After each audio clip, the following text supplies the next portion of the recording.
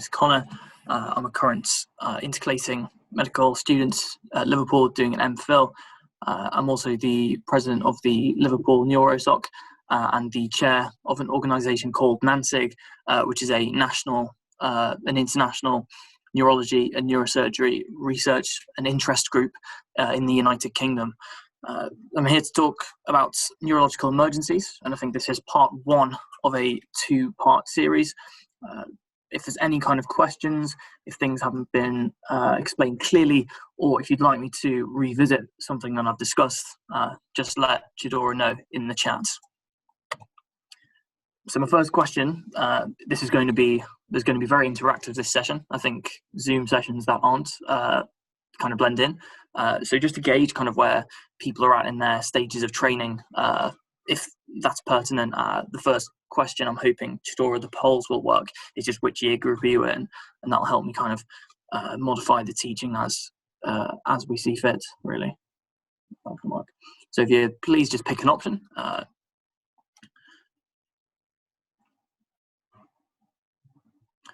we'll just give it a few seconds just to see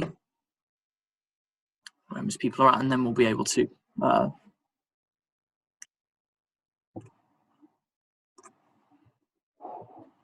okay, so we can stop that, that's fine. I'll just end that poll there. That's great. So most people are in fifth or final year and fourth year, with a few third years as well. That's good. So that means the teaching can pretty much go ahead as I'd planned it, which is to focus on finals. So here's what we're going to cover today. Really, we're going to be covering things like neurological and neurosurgical emergencies, and in the next talk, it's going to focus on the less neurological and neurosurgical emergencies, things like the primary and secondary headaches, and sort of other neurological variants. So everyone here has the target, or most people have the target of reaching here at the end of the road, which is their finals. They want to feel equipped for any neurological and neurosurgical emergency that comes up, and here in this session is how we're going to get there. We're going to do some case-based approaches, which is how it's going to replicate your exams and your OSCEs, or sort of clinical examinations. I'm going to incorporate some questions, some answers, and then based on those cases, I'm going to include a one-slide summary that hopefully encapsulates everything that you need to know about each individual condition that we're going to cover today. And all of those, once we tick off all those four intervals, we should be at the end of the session, and at the end of it, we'll get you geared up for finals. So the first case is case one, and it's a stitch in time saves ? And they're not related, just so you know. These case taglines aren't related to the cases. It's just something to introduce the case. So here's our first case history. You have Hassan, who is a 73-year-old male. He experiences a sudden onset of slurred speech and right-sided weakness while watching TV with his wife. It's around 7:30 in the evening when he gets this. His symptoms started about an hour ago, and they're still persisting at the moment as he attends the A&E department. His past medical history is significant for hypertension and poorly controlled type 2 diabetes mellitus. He doesn't like taking medication. And of note is it's Ramadan, so he's been fasting for Ramadan at that current time. The first question is, do people have an idea for what differentials this could be? And this is important for OSCEs and clinical examinations, where you probably have to answer more than one question. So people are saying hypoglycemia, stroke, DKA, HSS, CVA. Okay, that's perfect. That's sorry, Chidora, what did you say? No, yeah, just TIA. Some of the same. Perfect. So that's what I was hoping for, guys. Is that not just going for the classic CVA or stroke or something like that, but thinking about other causes that need to be ruled out quite quickly. He has been fasting and he's got diabetes, which means that he could definitely be taking some medication that's caused him to be hypoglycemic. So that's important to keep, as it can mimic a stroke as well. So it's really good to have 2 or 3 of these stored up for your clinical exams. It's really good. So what happens next? So he's been taken to the A&E department at his local hospital, or the emergency room, I should say. At that time, his weakness and his speech problem is still persisting. His blood pressure on examination is 150/95, but you've checked his blood glucose and it's 5.2 mmol per mole, which is normal. And a CT scan that was taken now 2.5 hours after his symptoms started is shown on the right hand side, and it shows this. As you can see, that's what the scan looks like. He's had no recent surgery and no medical history apart from what we've discussed, and he's got no he's on no anticoagulant medications. So the next question is, out of the following, what does this CT head scan on the right hand side show? And I hope that should be another poll. And so take your time with this one, because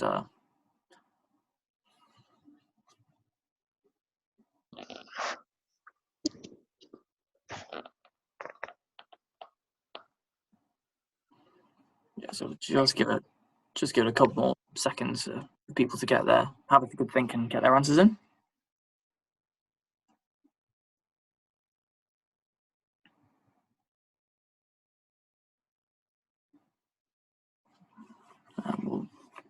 We'll just wait for a few more.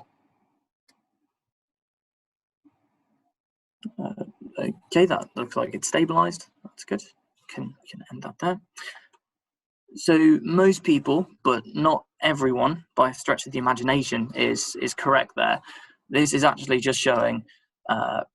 It's actually just showing a completely normal CT scan, and the reason for this is that this Hassan, this gentleman, could still be, without a doubt, having an acute stroke or an acute ischemic stroke. However, because it takes often, around a day or two before a stroke or an ischemic stroke shows up on a CT scan, because they're not good enough at picking up ischemic tissue, they can often appear normal when you do the first scan within, say, a few hours of symptoms. An MRI would be able to pick up ischemic tissue, an MRI of the head, very quickly, but because it takes a long time and you can't be with the patients, a CT head in an acute setting of a stroke is often preferred. And the main reason that people actually carry out a CT scan when looking for a stroke patient is simply to exclude a hemorrhagic stroke rather than an ischemic one. So this is a normal scan, but don't be fooled, the patient could still be actively having an acute stroke. The next question is, what is the next best management plan for this patient?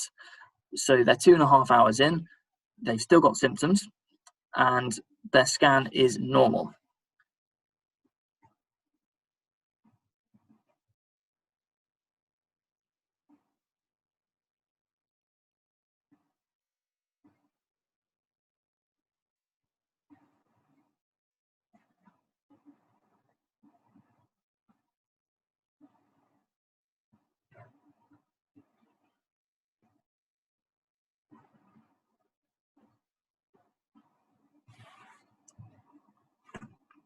That's great. That looks like it's stabilizing there. Should be good. And really well done, as most people have got the right answer here. I probably shouldn't have gave away letter C, but yes, this patient is clearly having an acute ischemic stroke, and as time is very critical and he's still within the thrombolysis window, which is within 4.5 hours of stroke symptoms starting, you should definitely seek urgent stroke team input with a view to thrombolyze the patients, and that should happen as soon as possible. This is an absolute emergency. Every second and minute the patient is not being thrombolyzed, they are losing more and more brain tissue. And I think in terms of the thrombectomy side, it's not often the first line treatments. It's much more accessible to give tissue plasminogen activator like alteplase than it is to go over to a neurosurgical department to do that procedure. That's fine. So that's the answer.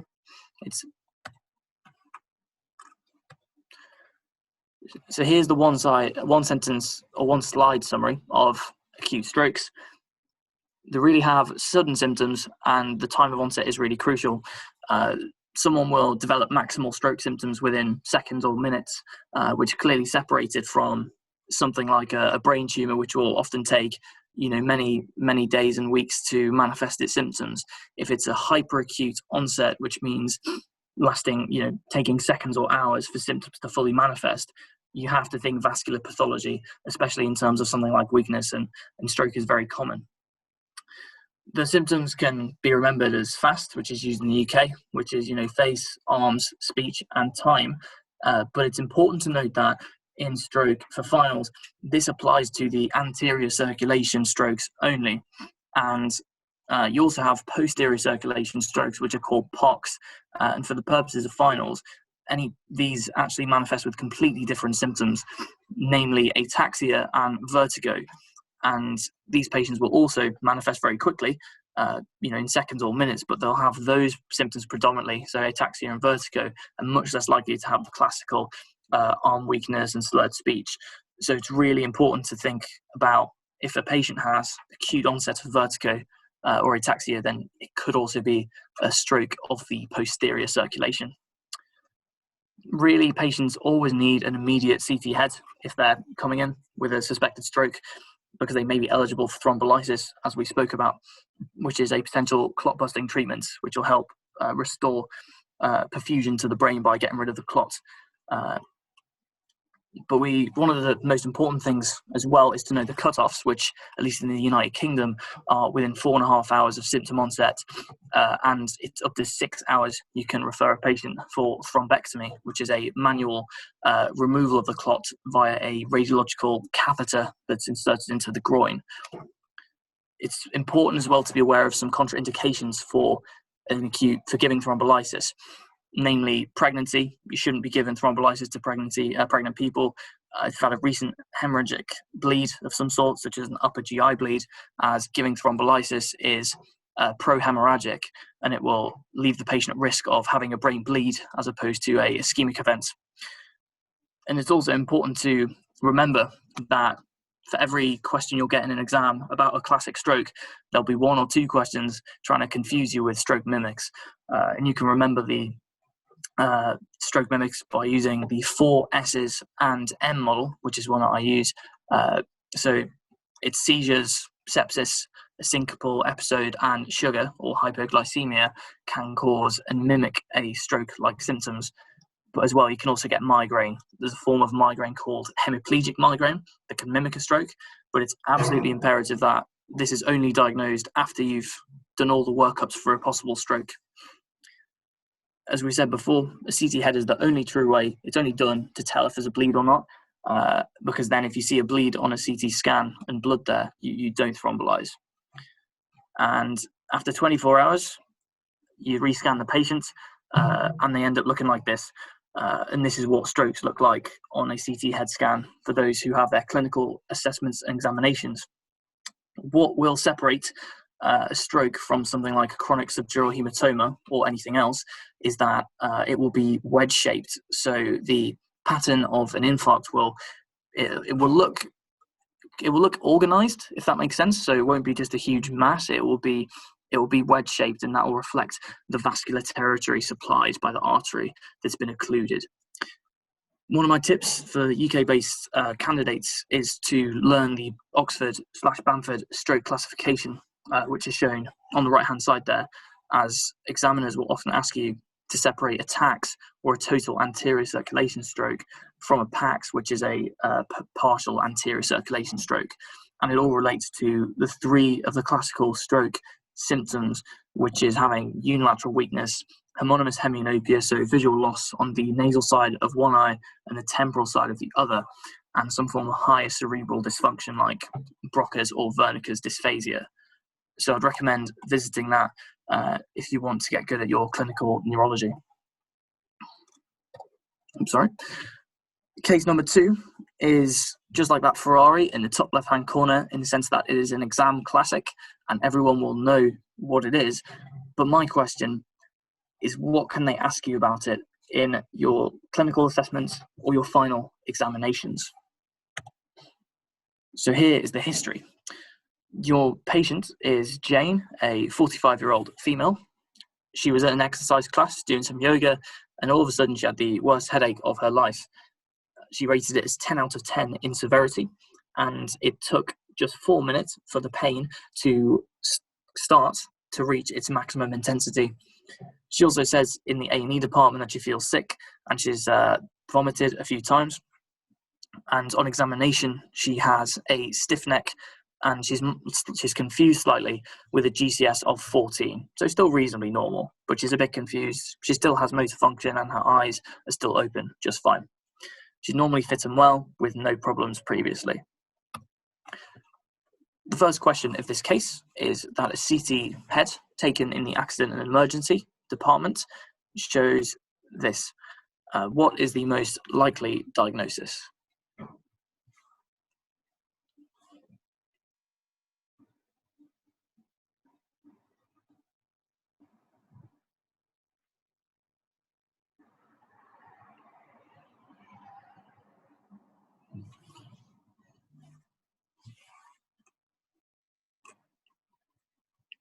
Okay, that's good. Can stop that. Most people have got the right answer, which is great. Yes, the CT head scan here does show a subarachnoid hemorrhage. As you can see on the right hand side there, you get brightness or white in the spaces where the ventricle should be, and this reflects acute blood.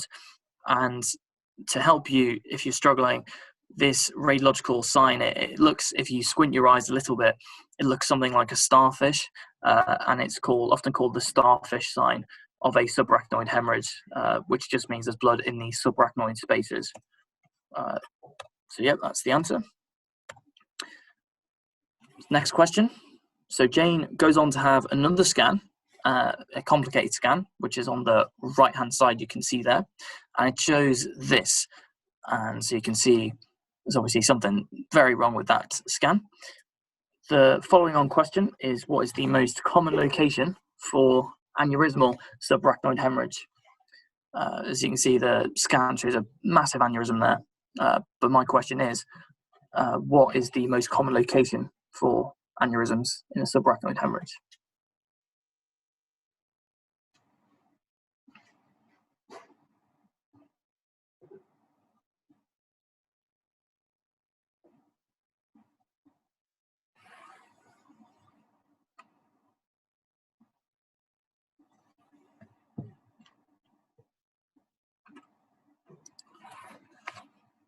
Okay, we should be good to stop that there. That's good. Okay, so about 40% of people have got that right, but still there's quite a big discrepancy in in the answers there. The most common aneurysmal location for a subarachnoid hemorrhage is classically the anterior communicating artery, or ACOM. Of course, I appreciate that this may vary by region, so at least I know that in the UK and the United States of America, the most common location is the anterior communicating artery, closely followed in a close second by the middle cerebral artery. So I can see if people have put that, I certainly appreciate why. Question 3 is that you see the scan and you offer Jane some treatments, or at least your senior colleague does. However, she elects, based on the treatments that I'm going to discuss a bit later, she elects to have no intervention. And she said, no, thank you, I'm in a lot of pain, but I'd rather go home. So she refuses treatment. She goes home, and 5 days later, she presents back to the emergency room with weakness, fatigue, and confusion. However, when you scan her, you do another repeat CT head scan to check for the subarachnoid hemorrhage. However, this time the scan is normal and it's no different. There's nothing else significant other than what you've previously seen. So my question is, what complication has Jane most likely developed? And this is bearing in mind the previous 3 bullet points there.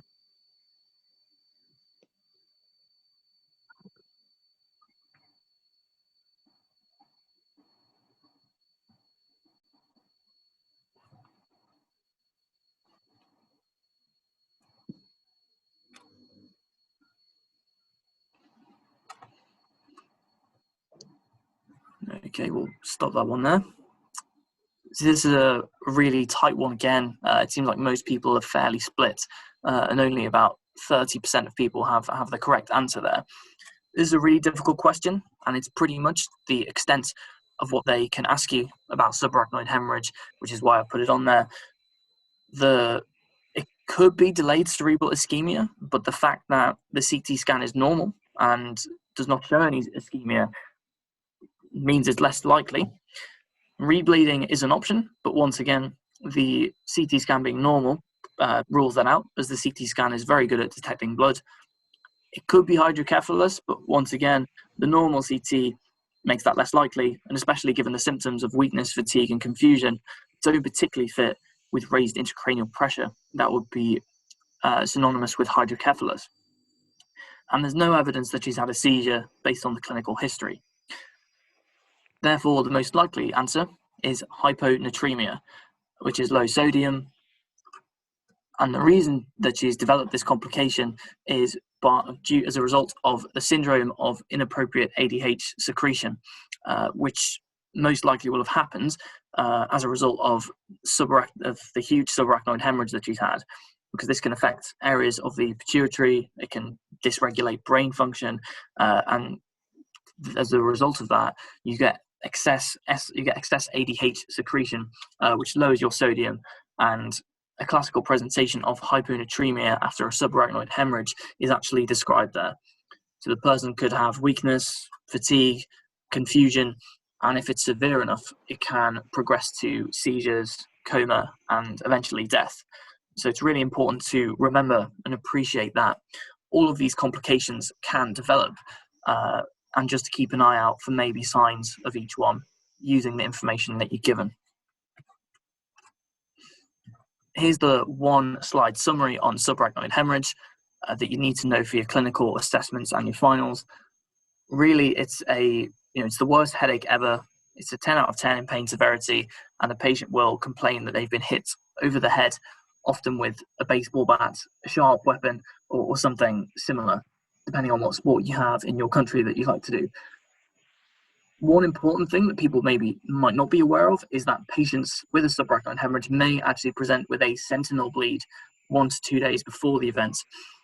This is essentially a warning sign, and it's a sign that the aneurysm is pretty much ready to burst if they have one, and it will cause a very bad headache, but not necessarily 10 out of 10 bad in pain severity. So that is something to appreciate. So just if someone has a really awful headache and they've had some minor headaches in the past, you shouldn't rule out subarachnoid hemorrhage, because it could be and represents a sentinel bleed. Another thing that is important is that the subarachnoid blood may track into it may irritate the meninges of the brain, which can contribute towards neck stiffness. And of course, the raising intracranial pressure can cause nausea, vomiting, and reduced GCS. And often 40% of patients with a subarachnoid hemorrhage will actually die, if it's severe enough, will die before reaching hospital. The most common cause is by rupture of a berry aneurysm, as we discussed, and trauma is also a cause of subarachnoid hemorrhage. For the investigations that you should carry out if you see a patient with suspected subarachnoid hemorrhage, the best investigation that you'll ever do is a non-contrast CT head, and this should be done as soon as possible, because it's 95% effective at detecting blood within 24 hours of a subarachnoid hemorrhage. If a CT head is negative, you do have another option, which is to do a lumbar puncture or an LP, which is where you put a needle into the back of the patient and extract into the lumbar cistern and extract some CSF for analysis.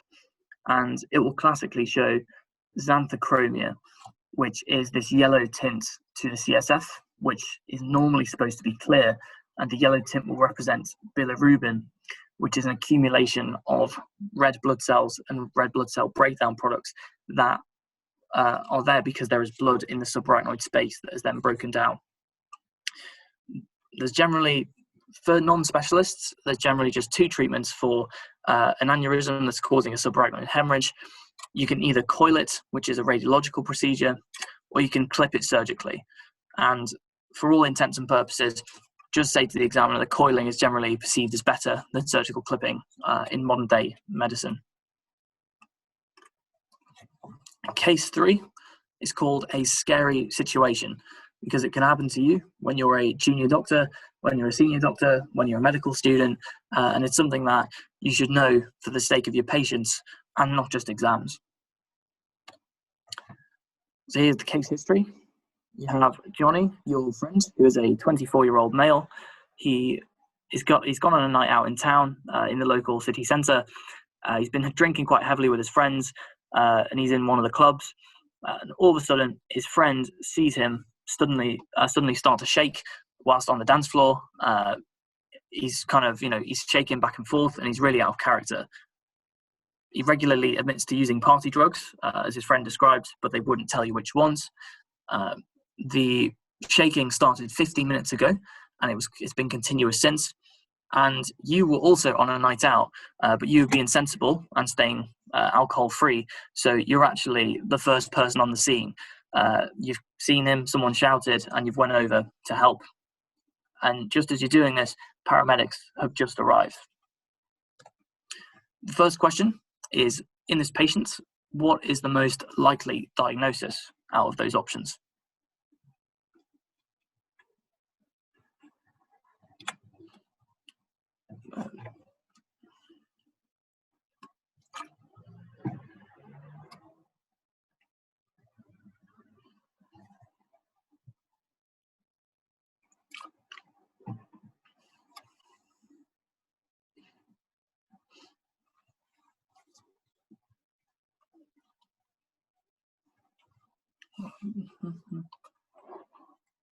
Okay, we should be good to stop that. So it's pretty much a 50-50 split. Half the participants believe that this is drug-induced seizures, and half the participants believe this to be status epilepticus. And if I'm honest with you, I can see both sides, but the reality is that this patient, until otherwise, has been fitting for 15 minutes continuously, and therefore the patient's sorry, this slide will go. Therefore, the patient is in status epilepticus, regardless of the cause or the etiology, such as drugs. It could be drugs, it could be hypoglycemia, it could be a vasovagal syncope, it could be psychogenic, it could be tonic-clonic. But this patient's been fitting for 15 minutes continuously, and therefore, until otherwise, the most serious diagnosis to exclude is status epilepticus. So question number 2. You commence a ATE assessment, which for people that perhaps aren't in the UK, this consists of emergency management, trying to assess the patient's airway, their breathing, their circulatory system, disability, things such as their blood glucose, their neurological function, and E, which stands for exposure, which is going to be their extremities. The airway has been secured by a paramedic, very helpful. Breathing wise, the patient's hooked up to high flow oxygen by a very strong non-rebreathe mask. You assess circulation. The patient's blood pressure is fine, it's within normal limits, and their heart sounds fine as well. And you've managed to get intravenous or IV access using a blue cannula. Just for reference, I appreciate there's different sizes, but it's a moderately sized one, we'll go ahead and say. So now that you've done this, what is the first line treatment that you should give to this patient? Okay, the answer away, but but everyone should know this, so.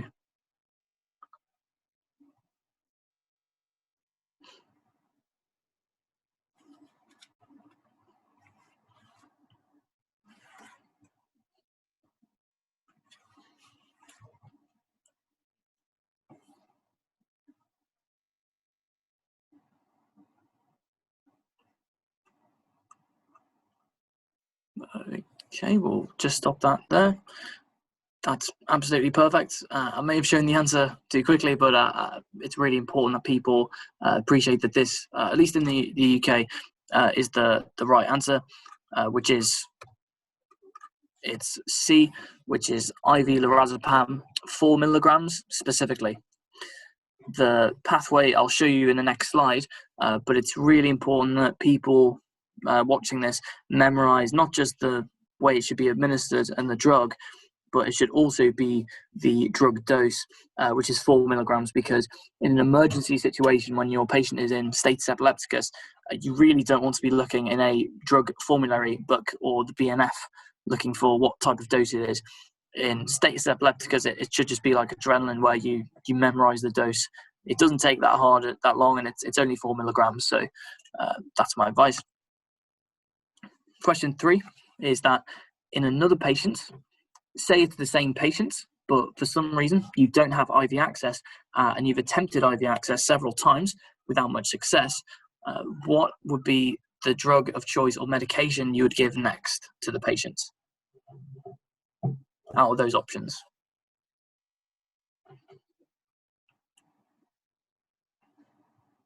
So you've tried to get IV access and it hasn't worked.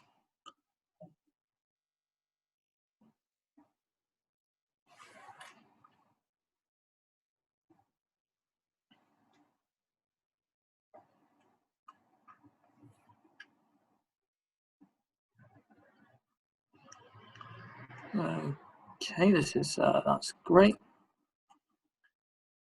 So over 70% of people have gone for the right answer there, which is really good. The right answer is rectal diazepam or buccal midazolam. The option of A of intraosseous access, where you drill into the patient's tibia and try and give them medications, is certainly not something that as a medical student or even junior doctor you would probably be comfortable doing, and it's a bit of a last resort measure where the patient is pretty much dying, and you've tried everything you can. Buccal lorazepam, which is B, is not a thing. Lorazepam is in IV form, so that isn't a real drug. It might be in some places, but in the United Kingdom at least it's not. And that means that C, or rectal diazepam, or buccal midazolam, are the best options. The time when you'd probably give this is in patients with difficult intravenous access, or say if you're in a remote location such as the countryside or a place without access to hospital equipment and IV access, but you can still have those medications spare. So it's important to remember those two as well, just in case the patient has difficult IV access in your exam question. Question 4 is a little bit different. This isn't focusing on the emergency side, but I thought I would highlight this as something they'll ask people quite frequently in medical school finals, clinical examinations, and final exam papers. And so the question is, what features are more common in psychogenic seizures? These are also known as pseudo seizures, compared to seizures that happen as a result of epilepsy. So I'll give people some time for this one because it's a bit hard.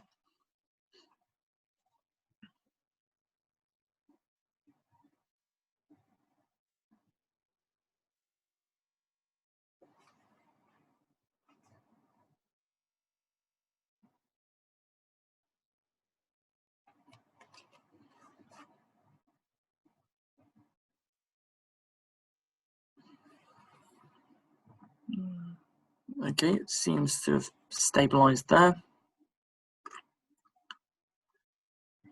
So it seems like no one seems to really be clear about what this could be.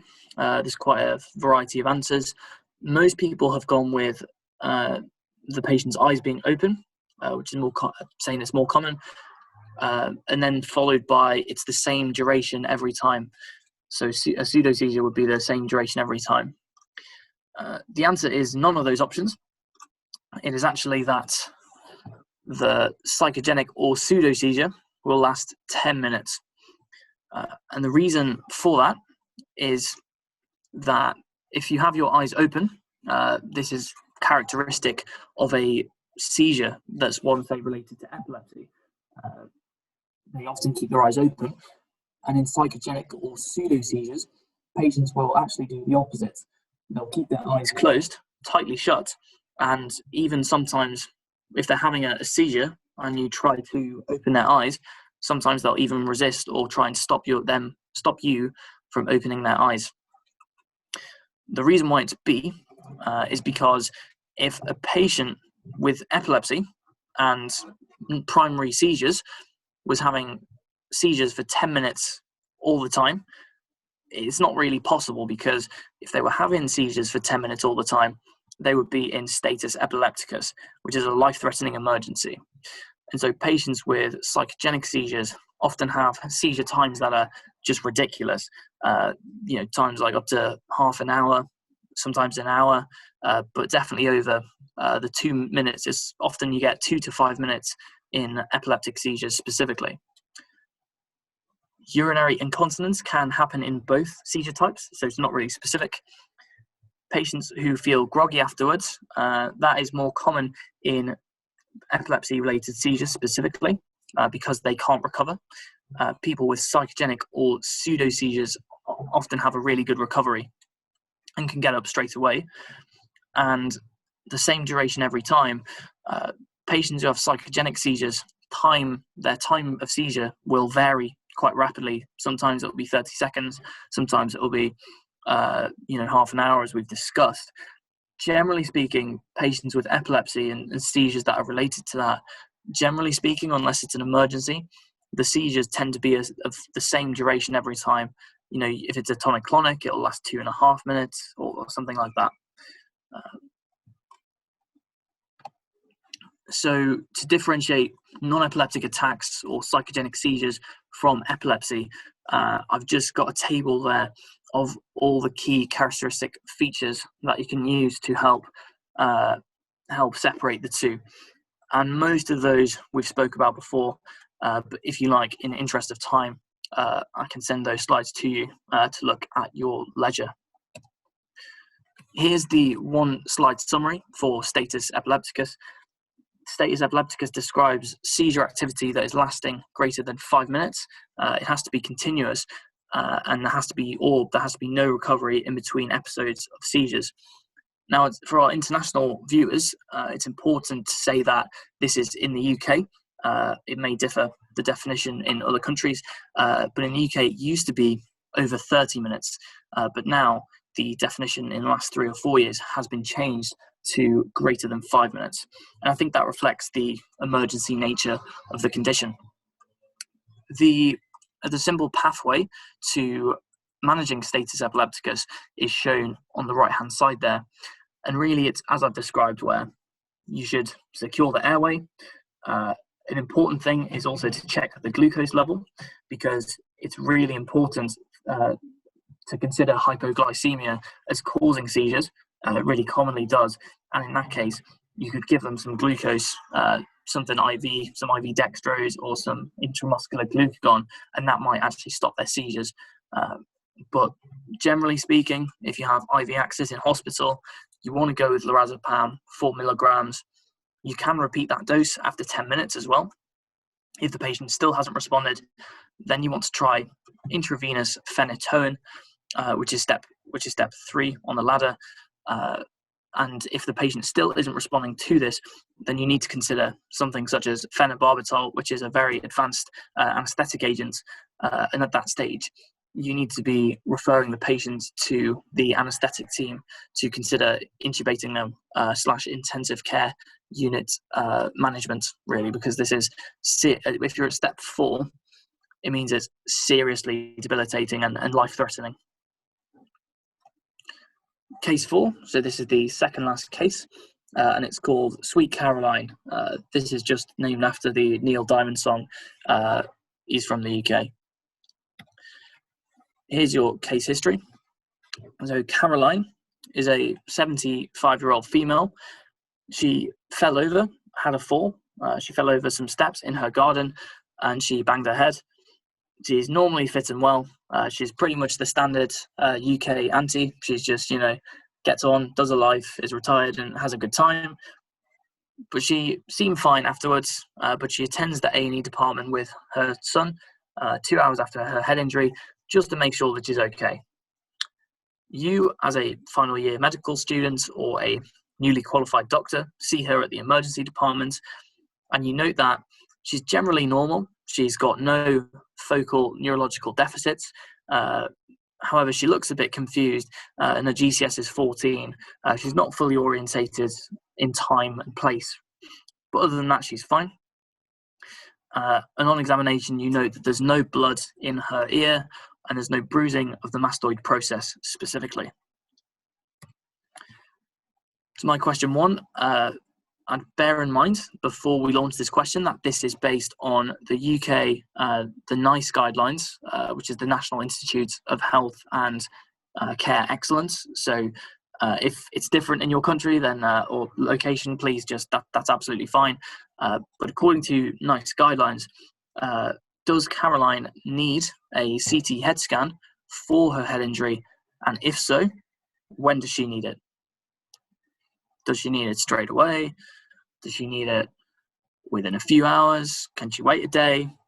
Or does she not even need one?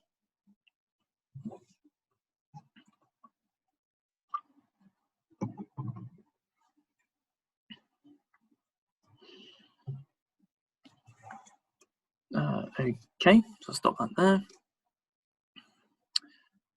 So about 50% of people, so most people have gone with answer A, which is within 1 hour, and a few people have gone for B and C, 8 hours and 24 hours. The answer to this question is A. Very well done to everyone that selected that. The reason behind this is it's quite specific to the guidelines, and I think I have them in the next slide. Yes, it's that after a head injury, you need to look at the NICE guidelines, if you're in the UK, to decide if a patient needs a CT scan at all of their head to check for some severe injuries, and if they do, what time should you perform this? This is one that I've taken straight from the page, and the criteria that Carol fits is number 1, the first one there, which is a GCS or Glasgow Coma Scale of less than 15 on initial assessment in the emergency department. Oh, sorry, she doesn't fit that one. She fits the second one, which is a GCS of less than 15, 2 hours after the injury on assessments. We noted that she was 2 hours post-injury in the history, but her GCS was 14. So the fact that it's less than 15 means that she needs a CT head scan within 1 hour. Other points to possibly remember for your clinical examination slash OSCEs includes suspected depressed or open basal skull fracture, if they've had a post-traumatic seizure, if they've got a focal neurological deficit, so if they've got weakness or numbness, and if they've vomited more than 1 time as well. I'd remember about 2 or 3 of these just in case they come up. Moving on, you decide that yes, she does need a CT scan within 1 hour, so you request it and perform it. The scan shows this lovely scan. My question to the people in attendance today is based on the scan. What is the diagnosis?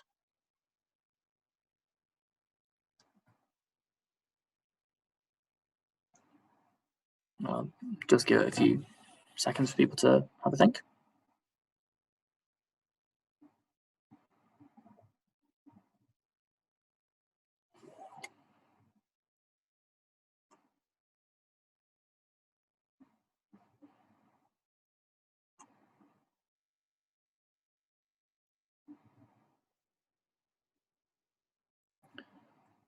Okay, that should do. And so in this one, more than half people have got this one right. This answer to the question is... it's caused by contact gear. So just a blood of treatment and... Probably made that, but yeah, perfect. Sorry about that, guys. The answer to this question is D. This scan shows an acute on chronic subdural hematoma. And the reason why it's acute on chronic is because you can see at the top of the scan there, it's black, which shows blood that has been there for at least 2 weeks, which means it's a chronic subdural. However, this is actually mixed in with some whiteness there on the lower half, which is indicative of acute blood being present. And just for noting, this is a horrible scan. This is absolutely awful. The ventricles, as you can see, are pushed all the way over to the patient's right-hand side. There's significant midline shifts and mass effect, which is basically the bleed being so big that it's pushing structures and compressing the brain's vital structures. So this is one to definitely keep an eye on. But the patient seems well, which is fine, that's great. It's all about the patients. But anyway, let's progress with the scenario. So you decide to call on the advice of your registrar or your trainee or consultant or specialist doctor. You call the local neurosurgery department or team. They listen to your referral. However, they decide to reject the patient for their input. They tell you in classic fashion that they're very busy tonight and you should manage the patient conservatively according to symptoms. So that's what you do. And the patient remains in the emergency department. However, 1 hour later, the patient's GCS has dropped now to 8 out of 15. And the nurses come and grab you. You also note that she now has a unilateral fixed pupil that is not reacting to light. And so the next question, based on hearing this, is what is the most appropriate management step out of those 4 options? So out of the 4 options, what is the most appropriate management to take?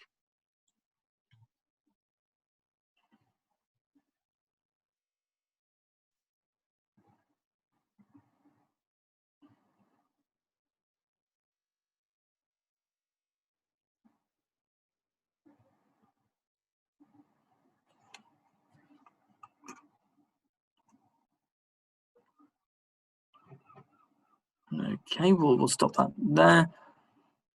So really only 2 answers are coming up, and 65% of people have the right idea, which is answer number C, or letter C, which is to urgently rescan the patients with a CT head and to phone back the neurosurgeons and tell them about this. Think this is the most sensible thing to do at your stage in training, which is going to be as a medical student or a junior doctor. If you credit to the people that said they would do letter D, which was to give mannitol and put the patient in the reverse Trendelenburg position. But if I'm honest with you, it's quite adventurous. Giving mannitol might help, which it's a medication that you can use to reduce intracranial pressure. But really, that is not going to solve the patient's problem. The problem is that the patient needs urgent neurosurgical intervention, and giving mannitol will only temporarily deal with your problem. The patient will still get worse and could still die. So these aren't definitive measures. In terms of what the most appropriate way to manage that patient is, regardless of the medications you give them, it's the neurosurgeons who are going to be saving that patient's life. So they need to be contacted on an emergency basis. The 1 slide summary of subdural hematoma, which is shown on the right there, it's pretty classic and most people will know this for exams, but just to go through it again and to hammer it in so you don't miss any marks. It's concave. The hematoma is going to be concave or banana shaped, as you can see. It's caused by rupture of bridging veins, not arteries. An extradural is caused by rupture of the middle meningeal artery, but a subdural hematoma is caused by rupture of bridging veins specifically. There's only 2 risk factors for this condition that you need to know about, and that is excess alcohol consumption and being elderly or having a significant age behind you. And the reason for this is that they shrink, these 2 things shrink the brain, which leaves it vulnerable, and it leaves the bridging veins very tied up, stretched and vulnerable to rupture. And this can often occur even after a very trivial head injury in some older patients, just like Caroline there. A specific feature of a chronic subdural hematoma, as opposed to an acute subdural, which is shown in the diagram, is patients with a chronic subdural hematoma can often present with fluctuating consciousness level. So even though they might be functioning well, they might be, they might be less receptive. They might have had a trivial fall or bang their head on a cupboard for a couple of weeks ago, and then all of a sudden been drifting in and out of lucidness or consciousness level. So it's important to keep that in mind.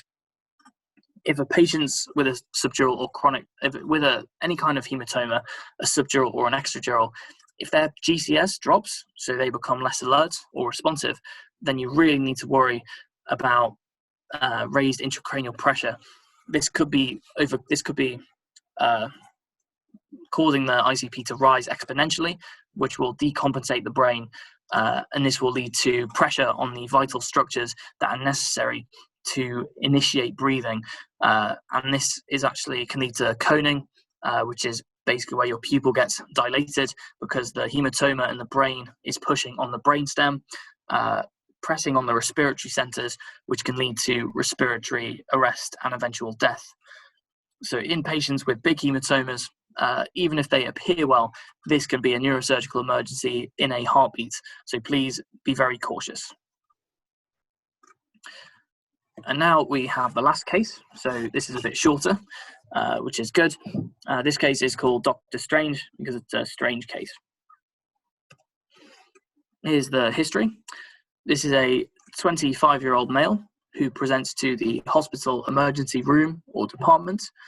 He works as an F2, which is a junior doctor. It's almost a brand new doctor at Southport Hospital, which is in the Liverpool area in the UK. He has reported some strange symptoms. He's been feeling a bit weak. He's been feeling lethargic for the last 2 weeks, and it hasn't really bothered him. But now he actually seems quite short of breath for some reason. He can't really understand why. On examination, you take a look at him. His respiratory rate is 26, which is raised. He looks distressed and anxious. And on a neurological assessment, you note that his reflexes are absent in the lower limbs. He's normally fitting well, has had no medical problems, but he did have a spot of diarrhea about 3 weeks ago. But apart from that, he's perfectly fit and well, very healthy, no other issues.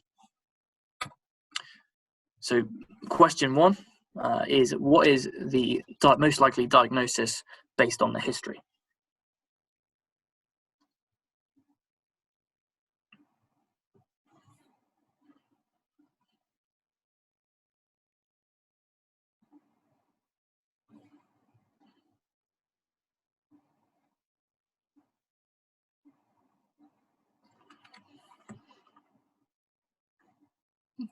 This is perfect. I'll just end that because there's quite a consensus.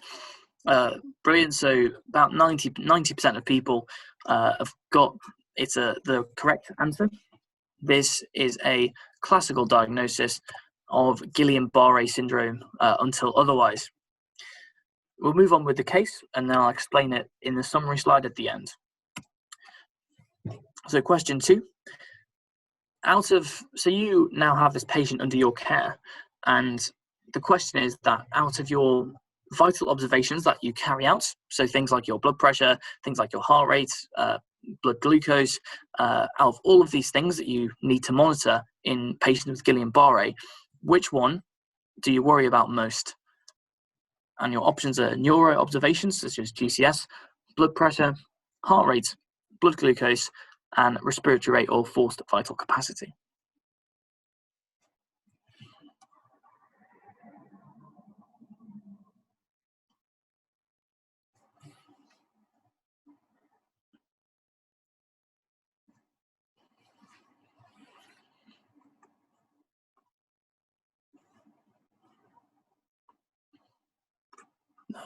Okay, so that's another really well answered question, everyone. So massive well done from myself. The correct answer to this question is what everyone has said, which is the respiratory rates, or more specifically, if you had to pick one, it would be the forced vital capacity, or the FVC. The reason for this is shown in the next slide. So the one slide summary of Guillain-Barre syndrome, what you need to know is that it's also known as acute inflammatory demyelinating polyneuropathy. Try saying that once or twice in a row, but Guillain-Barre will do just fine. The classical syndrome is the only one you're going to be asked about. It's going to look just like the textbook, just as you read it, which will be typically a young patient. It'll be 1 to 3 weeks after some form of mild respiratory or gastrointestinal infection, and the most common cause of the response that leads to Guillain-Barre syndrome is infection with Campylobacter, which is often seen in meat and poultry. The classical autoimmune response, it's not an autoimmune response per se, but it certainly is a case of molecular mimicry, which is where the body tries to fight the infection, but instead of targeting the Campylobacter, it targets its own nerve cells. So it's a very interesting condition. It presents pretty much as that patient did just there, as you all know, with distal sensory loss that ascends upwards.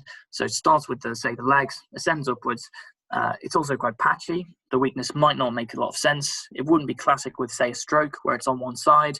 Most likely affect both sides, and it ascends. On examination, you might find absence of reflexes, of tendon reflexes as well.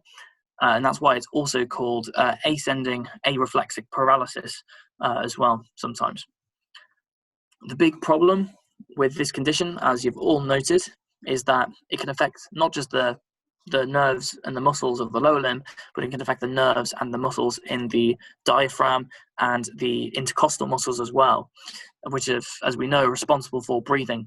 And that's why you need to monitor the patient's breathing rates and their forced vital capacity, because abnormalities in these parameters could indicate that your patient is entering or about to enter respiratory failure, which is the most common cause of death in patients with Guillain-Barre, and it actually affects 5% of people who do die as a result of this condition. The diagnosis is mainly clinical, at least in the UK. You can use a lumbar puncture to aid in diagnosis, which may show a raised CSF protein level, but really it's mostly a clinical diagnosis. You can do nerve conduction studies, but that's more for specialists. So if anyone else asks, to be honest, it's a clinical diagnosis primarily. Most of the time, you don't need to treat mild cases. However, in severe cases where patients are badly affected, you might consider very specialist treatments. It's not on there, but some people and some clinicians will give steroids to treat this. But in severe cases, this will just dampen down the immune response. In severe cases, you might actually consider things like intravenous immunoglobulins to reduce the immune response and the autoantigens that are produced. And you might also consider plasma exchange in very severe cases only. So you take the patient's blood out of them and try and remove the antibodies and replace it with new plasma. It's important to note that although it's quite a scary condition, most patients recover from it if you pick it up early enough. So I hope people have found that session useful. I think it's quite easy, and I think it's a bit easier to go through cases rather than simple didactic slides. And I think it makes sure people are thinking constantly. The next time I'm probably going to cover, which is in June, cauda equina, reduced GCS, meningitis, and some less aggressive pathologies such as just normal headaches.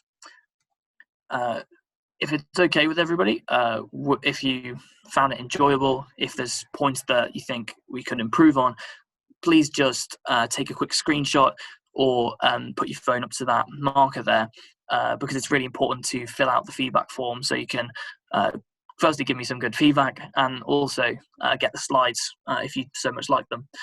I think I'm also very happy to take any questions that have maybe been put in the chat as well. And there's my contact email if you'd like to email me about anything related to neurology and neurosurgery in the UK. I'm not representative of it, but I've got a very good interest and I'd like to hear from you if you do. So thank you very much.